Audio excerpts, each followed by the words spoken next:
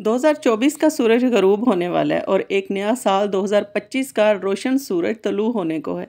ये नया साल एक उम्मीद, एक नया मौका और ख्वाबों को हकीकत में बदलने का वक्त लेकर आ रहा है। ज़िंदगी हमेशा आगे बढ़ने और बेहतर बनने का मौका देती है और 2025 इस बात का सबूत लेकर आएगा कि इस साल को मेहनत, लगन और खलूस के साथ इसको हमने खुशामदीद कहना है। अपने ख्वाबों की ताबीर के लिए हौसला बुलंद रखें, दुआ को अपना सहारा बनाएं और वक्त को अपनी सबसे कीमती दौलत समझें। यकीन, उम्मीद और मुस्तकिल मेहनत ही कामयाबी के इस मुकाम तक हमें पहुंचाएगी, जहां हमारी ज़िंदगियों में रोशनी और खुशहाली होगी इंशाअल्लाह। तो 2025 को वेलकम करें और अपने अज़ाइम को हकीकत में बदलने का एक अज़्म करें। 2025 आपके लिए कैसा रहा, आपने मुझे लाजमी बताना है कि आपका ये साल कैसा गुजरा। चलें, पूरा साल जो हमने काम किया, जो मैंने आइडियाज़, टिप्स एंड ट्रिक्स आपके साथ शेयर किए, उनको थोड़ा-सा हम रिपीट कर लेते हैं। वीडियो अच्छी लगी तो प्लीज़ लाइक, शेयर ज़रूर कीजिएगा। अस्सलाम वालेकुम everybody, welcome to tip top home. तो नंबर 1 आइडिया, सर्दियाँ चल रही हैं तो सर्दियों से रिलेटेड इस तरह की जैकेट्स हम जब भी फ़ोल्ड करते हैं तो बहुत ज़्यादा जगह को कवर कर लेती हैं।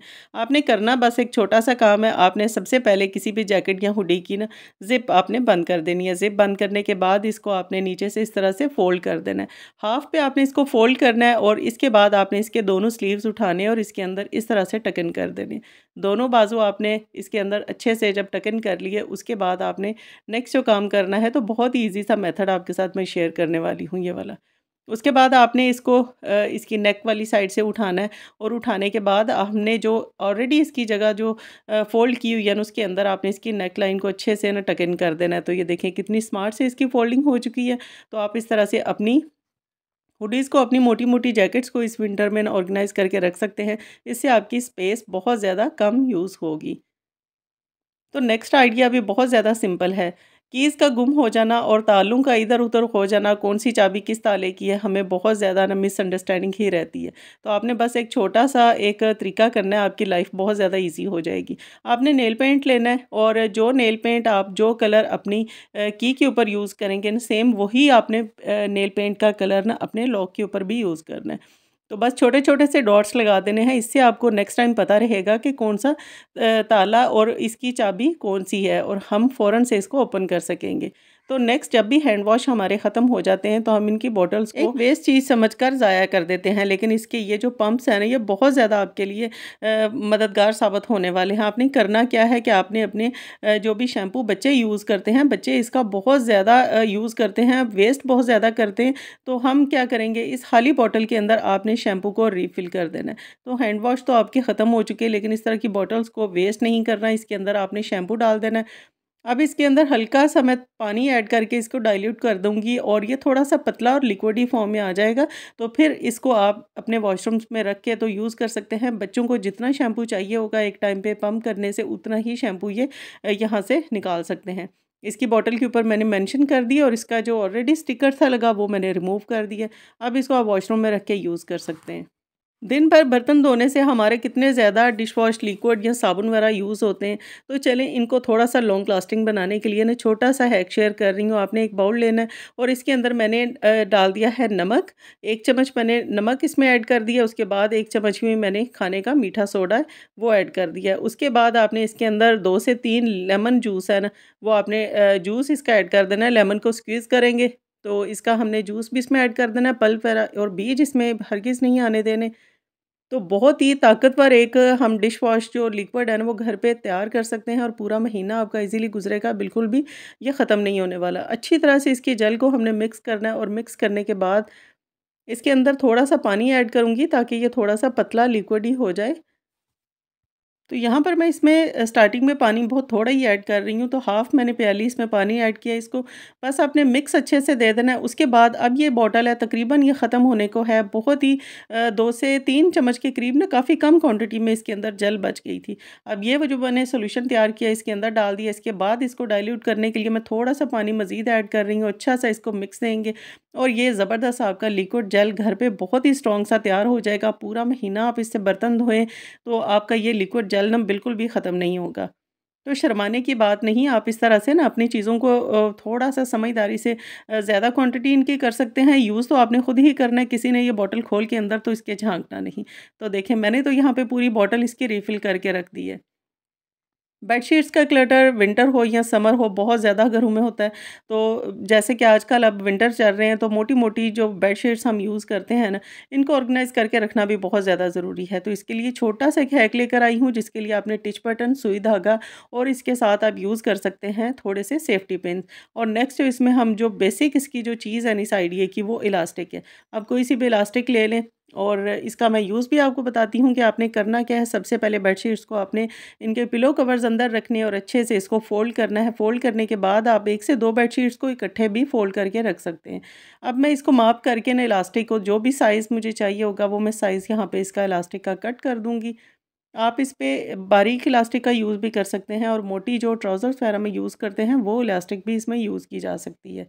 तो यहाँ पे देखिए सेम मेजरमेंट से मैंने इसकी 3-4 पीसेज़ ना इलास्टिक के कट करके रख दिए हैं। अब यहाँ पे एक तरीका तो ये है कि आप इसको सेफ्टी पिन लगा के रख सकते हैं। दूसरे तरीके में आपने इसकी बेल्ट को पकड़ना है और इसको ना सुई धागे की मदद से आपने टाँके लगा देने हैं। आप सिलाई मशीन से भी इसको स्टिच कर सकते हैं। तो बस यहाँ पे बेल्ट इसकी रेडी हो चुकी है। अब आपने बेडशीट्स के ऊपर अच्छी तरह से इसको लपेट देना है इलास्टिक को। तो आपकी बेडशीट्स बिल्कुल भी ना तो इनकी फ़ोल्डिंग खुलेगी और ईज़िली आप इनको कहीं पर भी ऑर्गेनाइज़ करके रखेंगे। ये बिल्कुल भी इनका क्लटर आपको देखने को नहीं मिलेगा। ये तो कुछ इस तरह से आप अपनी वार्डरोब के अंदर ही इनको ऑर्गेनाइज़ करके रख सकते हैं। ईज़ी टू पिक होगी। आप ईज़िली इनको निकाल के यूज़ करके दोबारा से इसको अरेंज करके रख सकते हैं। तो नेक्स्ट जो हैक शेयर कर रही हूँ ना, लॉन्ड्री बास्केट हमारे घरों में जो होती है हम जो यूज़ करते हैं, इसका जो ढक्कन है ये इधर-उधर ना अक्सर बिखरा पड़ा रहता है। मतलब जब भी हम बास्केट को ओपन करते हैं, इसको उठाते हैं और नीचे ज़मीन के ऊपर गिरा देते हैं। लेकिन बहुत ही एक अच्छा सा आइडिया शेयर कर रही हूँ। इसके अंदर ये जो छोटे-छोटे होल आपको नज़र आ रहे हैं, बस यहाँ से आपने कोई सी भी डोरी लेनी है और डोरी को आपने निकालते हुए बास्केट के साथ इसके ढक्कन को ना अच्छे से आपने टाइटली इसको ना नॉट बांध के फिक्स कर देना है। अब आपकी बास्केट के साथ से इसका ढक्कन बिल्कुल भी इधर-उधर नहीं रुलता फिरेगा। आप इज़िली इसको ओपन करके इसमें से कपड़े निकाल भी सकते हैं और इसके अंदर दोबारा से कपड़े डाल भी सकते हैं। तो देखें कितना अच्छा-सा आइडिया है। तो नॉर्मली हमारी थोड़ी-सी बेहतियाती से ना इसके ढक्कन है वो टूट भी जाते हैं, हमारे पाँव के नीचे ही आके अक्सर टूट जाते हैं। तो आप ये वाला तरीका अगर फ़ॉलो कर लेंगे न तो यकीन जाने आपकी बास्केट का ढक्कन एकदम से सेफ़ रहेगा। तो चलते हैं अपनी ज़बरदस्ती नई टिप की तरफ, देखते हैं कौन-सा आइडिया मैं शेयर कर रही हूँ। यहाँ पे मैंने एक टॉवल का पीस ले लिया है, तो मैंने इसकी जो लेंथ ली है वो तकरीबन मैंने 25 इंच ली है, तो विड्थ आप इसकी कोई-सी भी ले सकते हैं। उसके बाद मैंने एक छोटा-सा पीस ऊपर इसके लिए कट किया था, जिसकी मैंने लेंथ एक साइड से मैंने 10 इंच ली है और इसी तरह के मैंने कपड़े के 2 पीस काटे हैं और दरमियान में मैं टॉवल का 1 पीस रख दूँगी। मतलब नीचे मैंने टॉवल का पीस रखा है, ऊपर इसके कपड़े के 2 पीस मैंने रख दिए हैं। अब इसकी साइडें थोड़ी-सी खूबसूरत बनाने के लिए, नीट लुक देने के लिए मैं पाइपिंग यहाँ पे कर दूँगी। पाइपिंग मैं इसकी वाइट कलर से ही कर रही हूँ।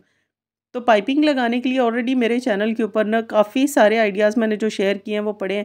आप उन वीडियोज़ को लाज़मी प्लीज़ देखिएगा ताकि नेक्स्ट टाइम जब भी आपने पाइपिंग करनी हो ना तो आप बिना वीडियोज़ को वॉच किए ही पाइपिंग ईज़िली कर सकते हैं। तो देखें एक ही सिलाई से मैंने कितने अच्छी तरह से दोनों साइडों के ऊपर पाइपिंग इसकी लगा दी है।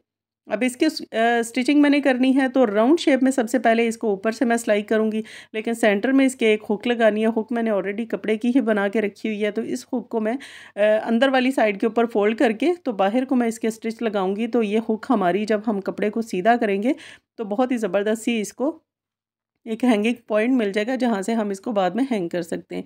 इसको मैंने सीधा कर दिया। अब देखें दरमियान में हमारा टॉवल है और ऊपर और नीचे इसके दोनों फैब्रिक के पीस आ गए। अब इसके हमने चुनट्स डालने हैं। चुनट्स आप किसी भी तरीके से डाल सकते हैं। आप चाहें तो उसको गुम सिलाई से भी सी सकते हैं। आप चाहें तो इस तरह से सिलाई भी इसके ऊपर लगा के तो इसके अंदर चुनट्स डालते जाएँ तो अच्छी तरह से ऊपर वाले पीस के साथ निचला बड़े वाला पीस टॉवल का आप कवर कर सकते हैं। राउंड शेप में आप एक आपने फाइनल इसको नीट सिलाई लगानी है ताकि सारी चीज़ें बिल्कुल इक्वली एक दूसरे के साथ अच्छे से एडजस्ट हो जाएं और इसकी सिलाइयाँ भी बैठ जाएं। अब आप चाहें तो इसके ऊपर कोई सा भी मोटिव वगैरह भी अटैच कर सकते हैं। बच्चों की फ्रॉक्स या उतरे हुए अगर मोटिव को पड़े हैं ऐसे तो वो भी आप लगा सकते हैं। मेरे पास ये छोटा सा एक टुकड़ा पड़ा हुआ था पर्दे से उतरा हुआ लेस का, मैं वही इसके ऊपर अटैच कर दूंगी। तो लुक में ये लेस लगी बहुत ज़्यादा प्यारी लग रही थी। तो ये लीजिए फाइनली हमारा किचन का एक छोटा सा टॉवल बहुत ही हैंडी सा रेडी हो चुका है। आप जब भी बर्तन वगैरह वॉश करें, किचन में काम करें, हाथ वॉश करने के बाद आप इजीली इसके साथ साफ़ कर सकते हैं। तो नेक्स्ट हम चलते हैं, हमारा ऑल टाइम किचन का काम लगा ही रहता है, कभी हमने बर्तन वॉश करने हैं, कभी हमने खाना बनाना है। मतलब किसी भी टाइम हम फ्री नहीं हो सकते, घर के सारे काम हम एक दफ़ा में करके फ्री हो जाते हैं, लेकिन किचन का काम एक ऐसा काम है जिससे हमारी जान कभी भी नहीं छूटती और हमने इसको करना ही है। थोड़ा-सा आप मेहनत कर लें, टाइम को थोड़ा-सा आप अगर मैनेज कर लें, तो आप अपने किचन को बहुत अच्छे से ऑर्गेनाइज़ भी कर सकते हैं, बहुत सिंपल वे में। ऐसा कुछ मैंने भी अपने किचन में नहीं फ़ॉलो किया कि जिससे मैं कहूँ कि मैं इस पे लाखों रुपए का इन्वेस्ट करके तो मैं इसको बहुत ज़्यादा सजाया, बस सिंपल सा है, लेकिन बस थोड़ा-सा आपने इसको मैनेज करना है, मेंटेन करना है। आपका किचन हमेशा नीट एंड क्लीन रहेगा और एक ही टाइम में आपको बहुत ज़्यादा इसके ऊपर मेहनत नहीं करनी पड़ेगी। तो वीक में 1 से 2 मर्तबा ना अपनी एक्टिविटी के लिए आप अपने टाइमर को सेट करें और उस टाइम को मैनेज करते हुए आप अपने किचन को क्लीन करें। और नेक्स्ट इस तरह के छोटे-छोटे सी पुरानी टी-शर्ट्स को कट करके मैं पीसेस कट के एक बॉक्स के अंदर डाल के रख देती हूँ। जब भी किचन में कहीं पर भी ऑयल गिर जाए या फिर इसके ऊपर कोई अंडा फेंटते हुए उसके ड्रॉप्स गिर जाएँ, तो मैं ईज़िली इनको साफ़ करके बाद में इनको बिन में फेंक देती हूँ। तो देखिए इस पे आपके पैसे भी खर्च नहीं होंगे और आपको एक्स्ट्रा कोई इसके लिए डस्टर वगैरह भी परचेज़ नहीं करने पड़ेंगे।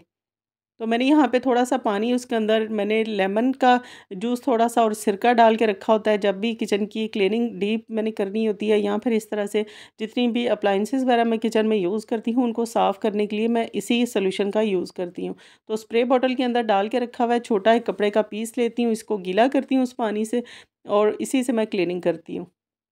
तो जितनी भी इनके ऊपर धूल-मट्टी या खाना बनते हुए जो इतनी ज़्यादा चिकनाई वगैरह किचन में आ जाती है, वो अच्छे से इसी से क्लीन हो जाती है। इसके अलावा आप अपने मसाला बॉक्स जो यूज़ करते हैं, उनको साफ़ कर सकते हैं, अपने काउंटर टॉप की क्लीनिंग कर सकते हैं। तो ये सॉल्यूशन बहुत ही ज़बरदस्त है। इससे आपके किचन में कहीं पर भी कोई चिकनाई वगैरह नज़र नहीं आएगी और आपका किचन एकदम से नीट एंड क्लीन भी रहेगा और इसके साथ-साथ खुशबूदार भी रहेगा।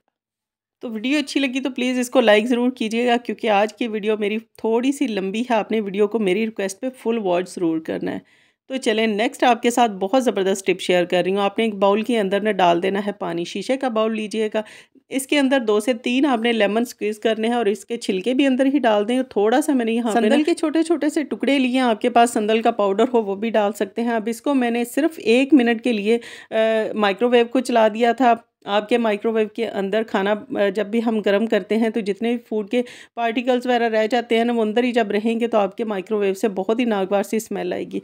तो अब हमने जो इसके अंदर लेमन डाला है और इसके अलावा जो इसमें संदल के टुकड़े मैंने जो डाले थे, उसकी वजह से आपका माइक्रोवेव एकदम से खुशबूदार और ऐसे एकदम से फ्रेश ही रहेगा। बाद में इसी पानी की मदद से मैंने इसको अच्छे से अंदर से भी और बाहर से भी क्लीन कर दिया। थोड़ा-सा डिश वॉश लिक्विड जेल मैंने इसके ऊपर लगाया स्पंज के ऊपर और इसके बाद आपने साफ़ इसको टॉवल से क्लीन कर देना है। आपका माइक्रोवेव एकदम से नीट एंड क्लीन, चमकदार और खुशबूदार आपको हमेशा ही लगेगा।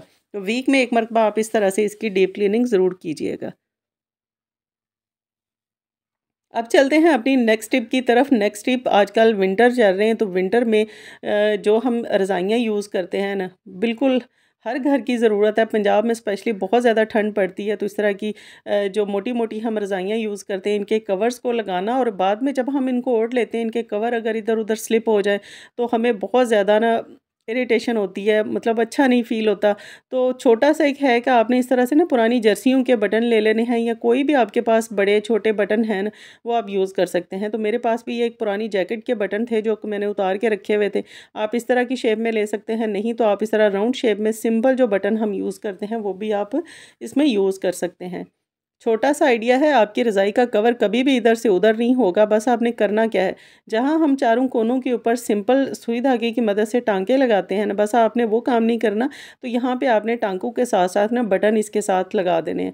बटन लगे हुए, एक तो आपकी रज़ाई की लुक बहुत अच्छी लगेगी, दिखने में अच्छी लगेगी और दूसरा यहाँ पर जब भी आप इसको टाँके लगाने के बाद ओपन करते हैं ना, तो वहाँ से कपड़ा थोड़ा बहुत ना डैमेज हो ही जाता है। लेकिन बटन लगने से आप इज़िली बाद में सीज़र की मदद से इसको कट कर देंगे, तो आप रज़ाई को कवर के साथ ना अलग कर सकते हैं और कवर जब भी आपने वॉश करने होंगे, आप इज़िली इनको वॉश भी कर सकते हैं। तो जैसे मैंने यहाँ पे एक साइड पे बटन इसका अटैच किया, वैसे ही आप इसके चारों कॉर्नर्स के ऊपर बटन लगा देंगे, तो आपकी रज़ाई के ऊपर से कवर इसका बिल्कुल भी स्लिप नहीं होगा। छोटा-सा आइडिया था, सोचा आपके साथ भी शेयर करती हूँ। विंटर चल रहे हैं तो आपके लिए भी थोड़ा-सा तो ये फ़ायदेमंद ज़रूर रहेगा। अब चलते हैं ज़बरदस्त सा क्लीनर बनाने के लिए। आपने लेमन के छिलके कभी भी वेस्ट नहीं करने। लेमन के छिलके जब भी आपके पास जमा हों, आपने बस थोड़ा-सा पानी लेना है। मैंने यहाँ पे 1 लीटर पानी लिया, उसके अंदर मैंने लेमन के छिलके डाल के तो हल्की आँच के ऊपर पकने के लिए इसको छोड़ दिया है। उसके साथ ही मैंने यहाँ पे सोप ले लिया, जिससे हम बर्तन वगैरह वॉश करते हैं, उसको मैंने ग्रेट कर दिया है। तो ये तकरीबन 2 से 3 टेबल स्पून के करीब साबुन के छोटे-छोटे से मैंने जो पीसेस किए हैं ना, वो मैं इसके अंदर ऐड कर दूँगी। उबलते हुए पानी के अंदर आपने साबुन के पीसेस ऐड कर देने। आप यहाँ पे चाहें तो अपना लिक्विड डिश वॉश जो जेल यूज़ करते हैं किचन में बर्तन वॉशिंग के लिए ना, वो भी आप इसमें डाल सकते हैं। नहीं तो फिर आप इस तरह से लेमन मैक्स के छोटे-छोटे से टुकड़े ग्रेट कर लें और वो भी ऐड कर सकते हैं। अब आपने इसको हल्की आँच के ऊपर पकाना है, हल्की आँच ही रखनी है। उसके साथ मैंने इसमें 2 चम्मच भर के नमक ऐड किया है। नमक के साथ ही हम इसको हल्की आंच के ऊपर ही पकाएंगे, फ्लेम को आपने बिल्कुल भी हाई नहीं करना। उसके बाद 1/4 कप के करीब इसके अंदर मैंने वाइट विनेगर डाला है। तो आपको खुद से ही फ़ील हो जाएगा कि इतना स्ट्रॉन्ग ये मैं बना रही हूँ लिक्विड, जो कि आपके घर की क्लीनिंग के लिए ना बहुत सारी जगहों के ऊपर यूज़ होने वाला है। इसके बाद इसके अंदर मैंने 2 चम्मच भर के डाल दिया है खाने वाला मीठा सोडा। आपने बेकिंग पाउडर, बेकिंग सोडा नहीं डालना, आपने इसमें मीठा सोडा ही ऐड करना। उसके बाद मैंने फ्लेम को ऑफ़ कर दिया। फ्लेम को ऑफ करने के बाद ही अच्छी तरह से इसको मैंने चम्मच को चलाया है। अब आपने इसको ड्रेन कर देना है बारीक छलनी की मदद से, और छलनी के साथ करने के बाद ना, इसको अंदर मैंने थोड़ा-सा पानी ऐड किया और स्पैचुला से अच्छी तरह प्रेस करके सारे लेमन के अंदर से अच्छी तरह से जूस इसका निकाल दिया, ताकि बिल्कुल भी ये लिक्विड हमारा वेस्ट ना हो। अब इसको ठंडा करेंगे और ठंडा करने के बाद आप प्लास्टिक की बॉटल्स में, स्प्रे बॉटल्स के अंदर इसको रीफ़िल कर सकते हैं। जो भी बॉटल्स आपके पास फ्री हों, उसके अंदर बस आपने इसको डाल देना है। बहुत सारी जगहों के ऊपर आप इसको यूज़ कर सकते हैं, जैसे फ्लोर क्लीनिंग के लिए, बर्तन वॉश करने के लिए, किचन में काउंटर टॉप को क्लीन करने के लिए, उसके अलावा अपनी अप्लायंसेस को साफ़ करने के लिए, घर में जितने भी लगे हुए मिरर हैं उनको साफ़ करने के लिए आप इस लिक्विड को यूज़ कर सकते हैं। तो खुशबूदार भी रहेगा और उसके साथ-साथ आपकी चीज़ें भी बहुत अच्छे से क्लीन हो जाएँगी। मैं नॉर्मली इस तरह के लिक्विड बना के ज़्यादातर अपने फ्रिज की क्लीनिंग तो मस्ट है ज़रूर करती हूँ, फ्रिज में से कभी भी स्मेल नहीं आएगी। उसके अलावा आप अपने स्टोव वगैरह को भी क्लीन कर सकते हैं, आपके स्टोव एकदम से चमकदार रहेंगे। नेक्स्ट हम वॉशिंग मशीन को साफ़ करने के लिए भी यूज़ कर सकते हैं। तो घर में यूज़ होने वाली सारी अप्लायंसेस को इसकी मदद से साफ़ किया जा सकता है। तो नेक्स्ट यहाँ पे शॉपिंग बैग्स, जब भी हम कोई भी शॉपिंग ऑनलाइन करते हैं ना, तो इस तरह के बैग्स जो आते हैं, ये बहुत ही अच्छा मटेरियल होता है। बड़ा ही थिक साइज़ का ये शीट होती है, जो कि आपके लिए काफ़ी सारी जगहों पे यूज़ हो सकती है। आप देखें, मैंने इसको यहाँ नीचे से ना, इसको मैंने 1.5 इंच के करीब छोड़ दिया, और उसके बाद ऊपर से मैंने इसको 2 से 3 फ़ोल्ड लगा देने। फ़ोल्ड आपने हल्के हाथ से ही इसको इस तरह से करते जाना है, साथ-साथ आपने इसके कॉर्नर्स वगैरह सेट करते जाना है, ताकि कहीं से भी इसके कोने वगैरह इधर-उधर दबे ना रहें। और इसको मैंने, अब देखें आपके सामने, 3 फ़ोल्ड इसको मैंने लगा दिए हैं।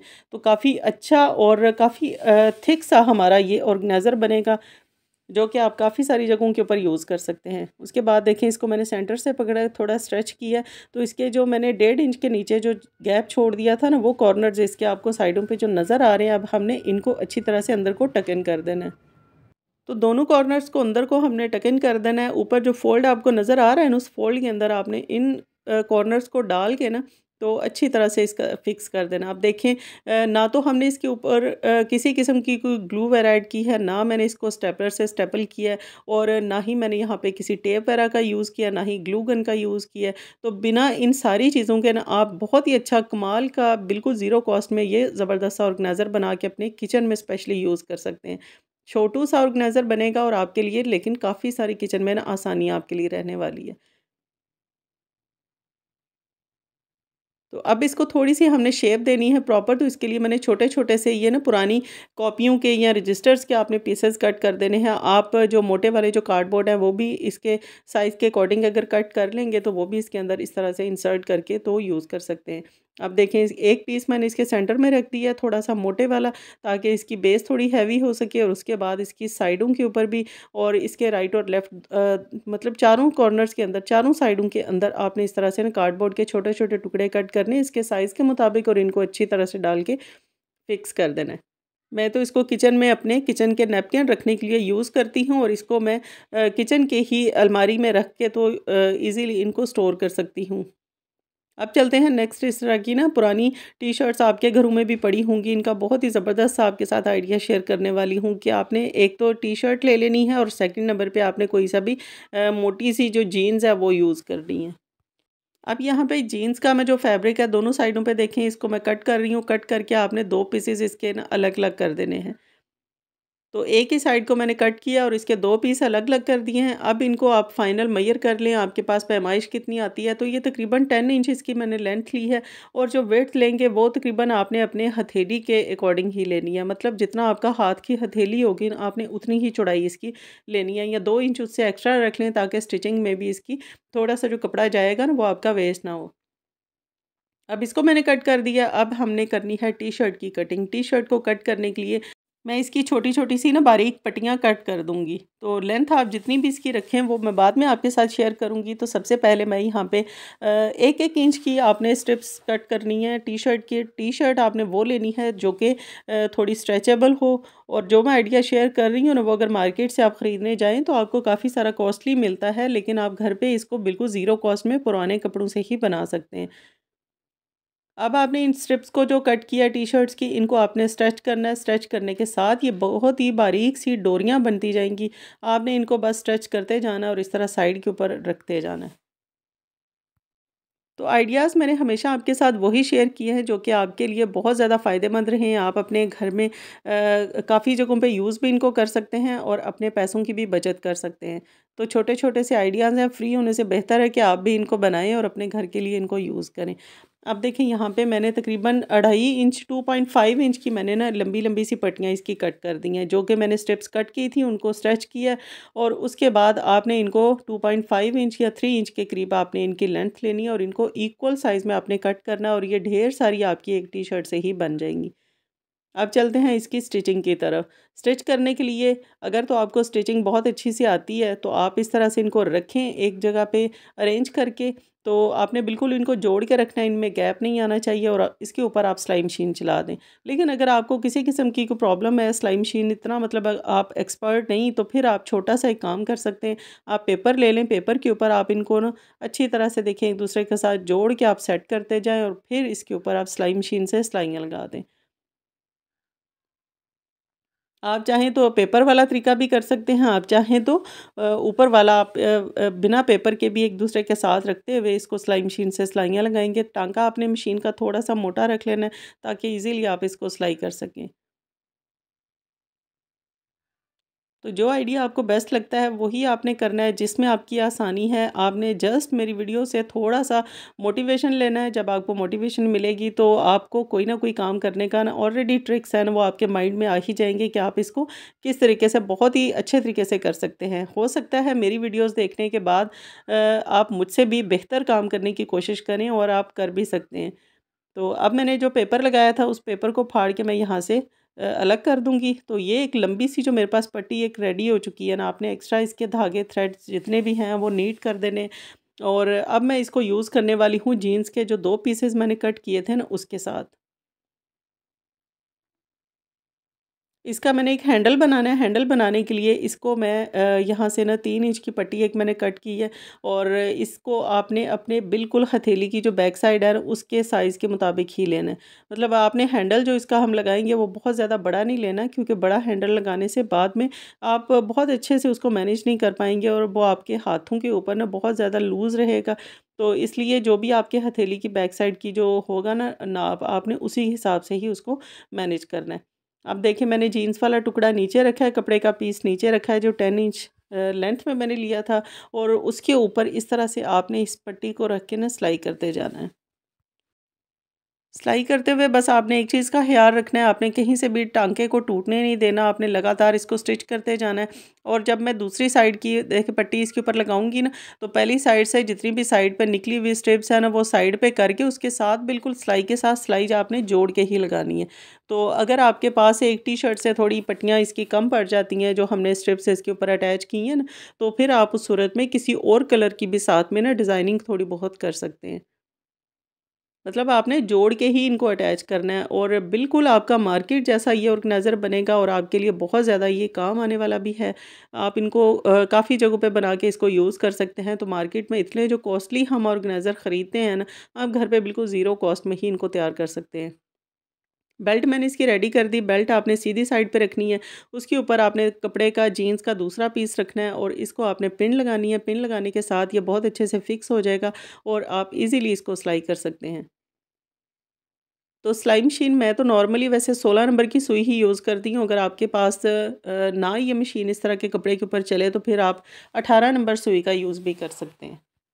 अब सिलाई करने के बाद इसको मैंने सीधा कर लिया है, सीधा करने के बाद एक साइड की जो मैंने ओपन इसकी सिलाई छोड़ दी थी ना, इसको आपने अंदर को फ़ोल्ड करना है और फ़ोल्ड करने के साथ ही इसके ऊपर आप सिलाई लगा देंगे ना, तो ये हर साइड से अच्छी तरह से पैक हो जाएगा।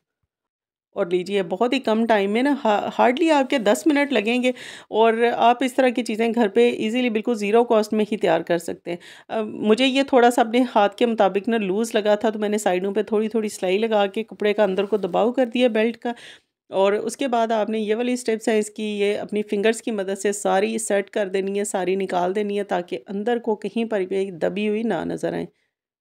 तो लीजिए, अब ये डस्टर जो मैंने तैयार किया ना, देखो बिल्कुल ज़ीरो कॉस्ट में पुराने कपड़ों को यूज़ करके आप इससे अपने घर के ग्लास, अपने डोर वगैरह क्लीन कर सकते हैं, डस्टिंग फर्नीचर की कर सकते हैं। ईज़ी टू वॉश है, आप इसको मशीन वॉश भी कर सकते हैं, हैंड वॉश भी कर सकते हैं। थोड़ी-सी सर्फ़ लें, इसको वॉश करें और अच्छे से इसको क्लीन करके ना आप अपने धूप में इसको सुखा सकते हैं। तो आप भी बना के इस डस्टर को अपने घर पे ज़रूर यूज़ कीजिएगा। अब चलते हैं नेक्स्ट आइडिया की तरफ। हमारी स्वेटर्स वगैरह की ना नेकलाइन समटाइम यूज़ कर के वॉश कर के बहुत ज़्यादा लूज़ हो जाती है। तो इसके लिए हम कौन-सा ऐसा तरीका करें कि इतने वूलन के हम जो स्वेटर्स वगैरह यूज़ करते हैं, इतने महँगे आते हैं, तो इनको हम वेस्ट तो करने वाले नहीं। आपने करना क्या है, आपने इसकी नेकलाइन वाली साइड से ना आधा इंच या 1 इंच डिपेंड करता है कि आपके पास जो स्वेटर वगैरह है उसकी नेकलाइन कितनी ज़्यादा लूज़ है। ज़्यादा लूज़ हो तो आप 1 इंच का मार्जिन ले लें और तिरछी आपने इसके ऊपर इस तरह से शोल्डर वाली साइड के ऊपर ना तिरछी आपने इस तरह लाइन ड्रॉ कर देनी है। अब इस लाइन के ऊपर ही आपने बस सुई धागा लेना है।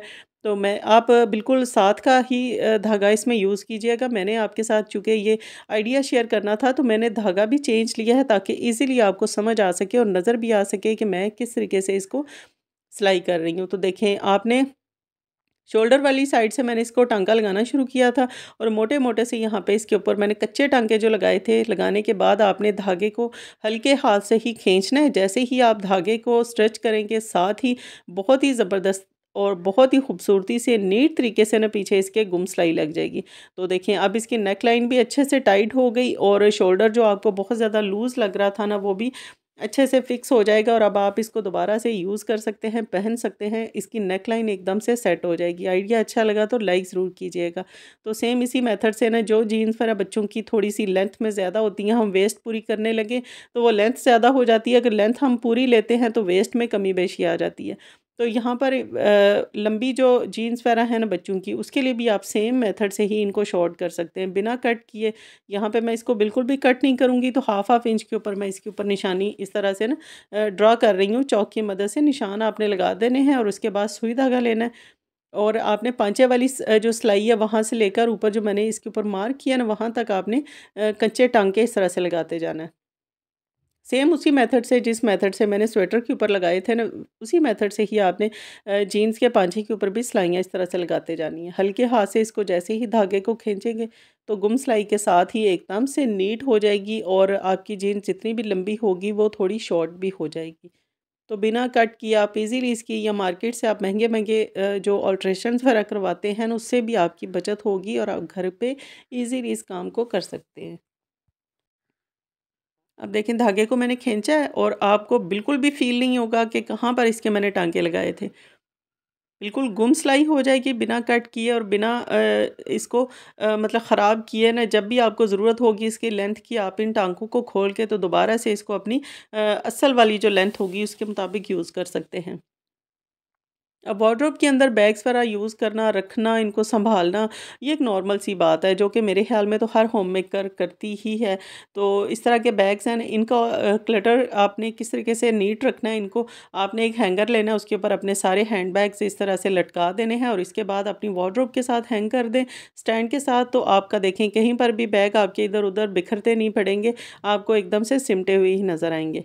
अब चलते हैं नेक्स्ट आइडिया की तरफ। तो यहाँ पे मैंने एक पुरानी दरी ली है, आप इसकी जगह पे ना अपने कोई सा भी पुराना टॉवल भी यूज़ कर सकते हैं। तो लेंथ मैंने काफ़ी सारी लंबी इसकी पट्टी ली है। तो जब मैं फाइनल इसका जो पिक इसकी दिखाऊँगी या फाइनल इसका यूज़ बताऊँगी तो आपको वहीं से अंदाज़ा हो जाएगा कि आप इसकी लेंथ कितनी आपको लेनी चाहिए। अब देखें इसकी मैंने पाइपिंग करनी है, तो मैंने पुराने पर्दे का एक 3 इंच की चौड़ी पट्टी ली है और लेंथ जो ली है उस पट्टी की वो अपने नीचे जो दरी वाला जो पीस है ना, उसी के मुताबिक ही ली है। तो इसके ऊपर आपने इसके पाइपिंग करनी है।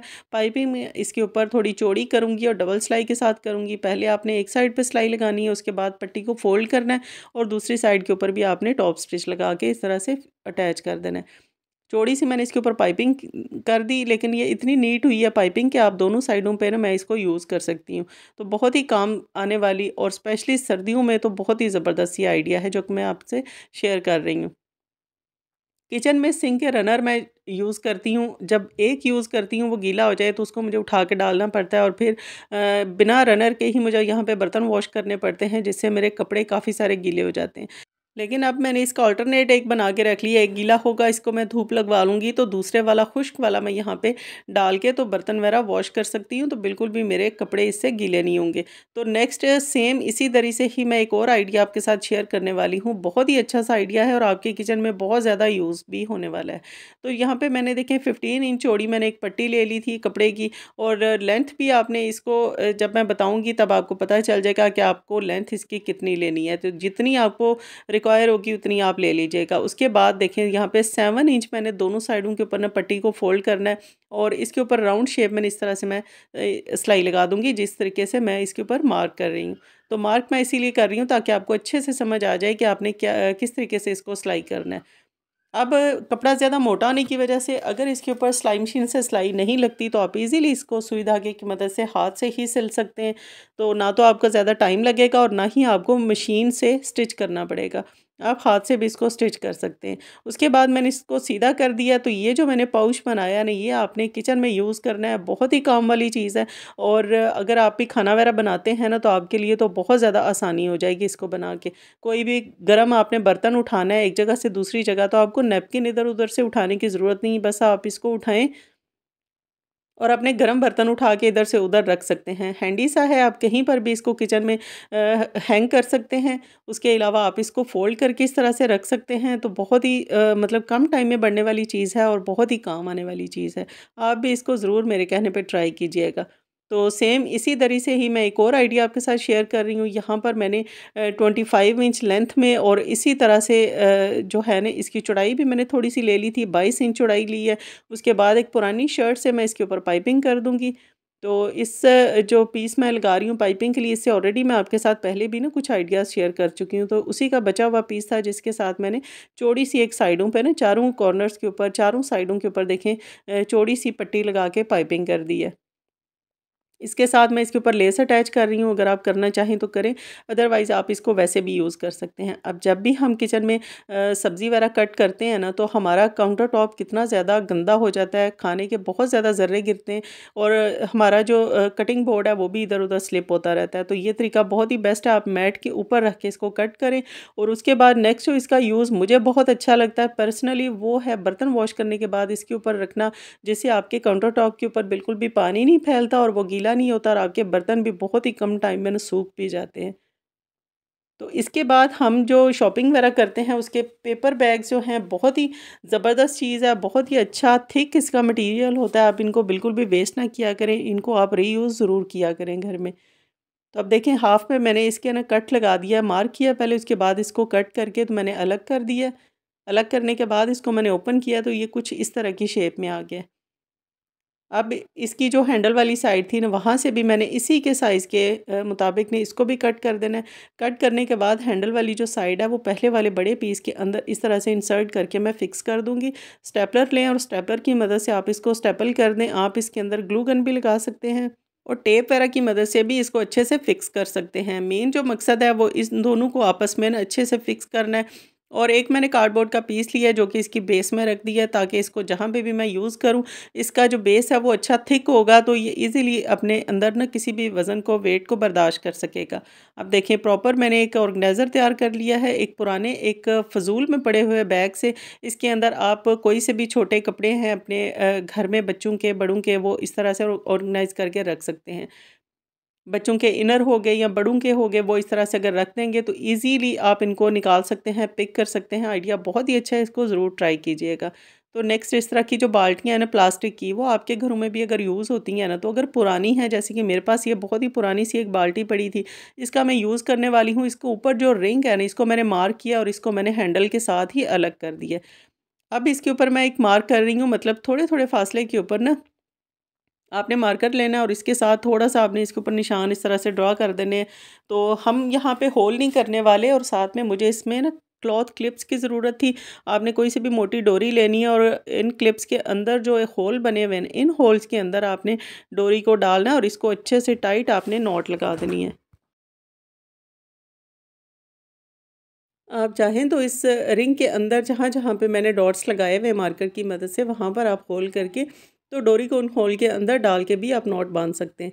चाहें तो कुछ इस तरह से ऊपर से करके ही इनकी नॉट लगा दें, जैसे कि मैंने लगाई है। तो जितने भी मैंने यहाँ पे डॉट्स लगाए थे उनके साथ-साथ ही मैंने यहाँ पे जो डोरियाँ हैं वो बाँध दी हैं, और ये देखें एक ज़बरदस्त सा ऑर्गेनाइज़र हमारा रेडी हो चुका है। तो विंटर में इस तरह की सॉक्स, छोटे-छोटे कपड़े इतने ज़्यादा होते हैं, तो अगर जब भी हम इनको वॉश करके डालते हैं तो कोई ना कोई सॉक्स का पेयर इधर-उधर गुम हो ही जाता है। तो इस तरह से ऑर्गेनाइज़र बना के आप भी यूज़ कर सकते हैं, बिल्कुल ज़ीरो कॉस्ट में बनाया है। तो आप भी इसको बना के तो अपनी इस परेशानी से छुटकारा पा सकते हैं। तो सारे कपड़ों को, सॉक्स को, कैप्स को एक जगह के ऊपर अगर आप हैंग कर देंगे तो ईज़िली आपके कपड़े बहुत जल्दी कम टाइम में ड्राई हो। सो ये थे मेरे 2024 के कुछ ऐसे आइडियाज़, कुछ ऐसे होम हैक्स जो कि आप भी फॉलो करके अपनी लाइफ को इजी और अपने टाइम को बहुत ज़्यादा सेव कर सकते हैं। तो मिलते हैं इंशाल्लाह एक और अच्छी सी नई वीडियो के साथ। तब तक आप इन आइडियाज़ को फॉलो करें, और अगर आपने ऑलरेडी कोई इनमें से कोई आइडिया ट्राई किया है जिससे आप भी अपनी लाइफ को ईजी बना चुके हैं ना, तो आपने मुझे शेयर ज़रूर करना है, मुझे फ़ीडबैक ज़रूर देना है, प्यारा सा कमेंट कीजिएगा। तो मेरी हम्बल रिक्वेस्ट है, चैनल को लाइक के साथ साथ आपने सब्सक्राइब भी ज़रूर करना है। मिलते हैं नेक्स्ट वीडियो में, तब तक के लिए थैंक्स फॉर वॉचिंग। अल्लाह हाफ़िज़।